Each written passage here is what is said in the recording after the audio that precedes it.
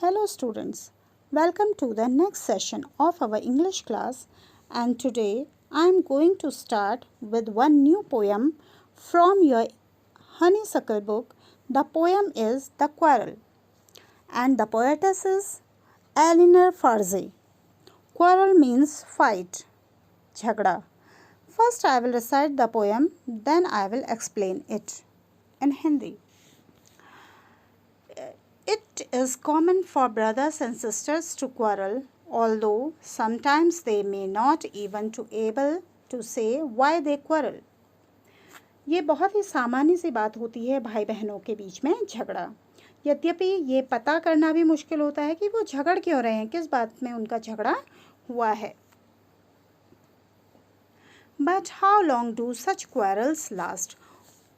लेकिन ये झगड़ा कब ख़त्म होगा, कहाँ पर ख़त्म होगा, ये कहना थोड़ा सा मुश्किल होता है। यानी कि वो कहाँ पर ख़त्म होता है, इसके बारे में अब आप लोग देखेंगे।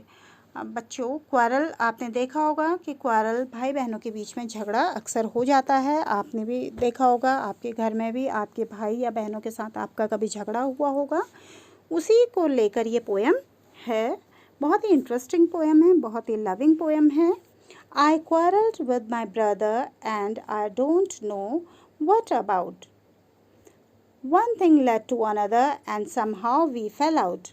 I quarreled with my brother. मैं अपने भाई से झगड़ा करती हूँ या मैंने अपने भाई से झगड़ा किया। I don't know what about. मुझे नहीं मालूम है कि किस बारे में। One thing led to another, यानी कि एक बात से शुरू हुआ, फिर वो दूसरी बात पर चला गया, फिर वो तीसरी बात पर, इस तरीके से झगड़ा बढ़ता चला गया। And somehow we fell out, और इस तरीके से हमने झगड़ा शुरू किया। The start of it was slight and end of it was strong. He said he was right. I knew he was wrong. हमारे झगड़े की शुरुआत तो बहुत हल्के से किसी छोटी सी बात से शुरू हुआ। The end of it was strong, लेकिन उसका जो एंड हुआ था वो बहुत ही फायर्स था, बहुत ही ख़तरनाक उसका एंड हुआ। यानी कि हम बहुत ज़्यादा बड़ा झगड़ा हमने कर लिया। He said he was right. वो बार बार कहता कि वो सही है, he was right. I knew, लेकिन मुझे पता था। He was wrong, कि वह गलत कह रहा है, वो गलत है।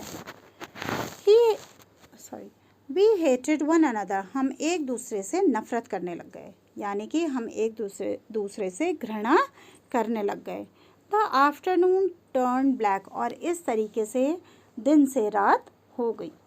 Then suddenly my brother thumped me on the back, और तभी अचानक ही मेरे भाई ने मेरी पीठ पर थपकी दी। And said, और कहा, oh come along.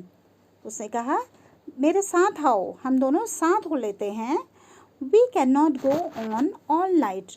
हम इस तरीके से रात भर नहीं रह सकते हैं, यानी कि हम झगड़ा करके रात भर नहीं रह सकते हैं। I was in the wrong. वह मान गया कि वह गलत था। So he was in the right.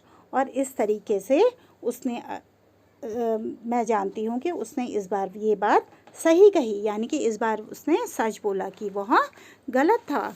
तो इस तरीके से बच्चों देखो, भाई बहनों के बीच में झगड़ा शुरू होता है किसी छोटी सी बात को लेकर, और फिर वो बहुत बड़ा भी बन जाता है, और धीरे वो खुद भी सुलझ भी जाता है।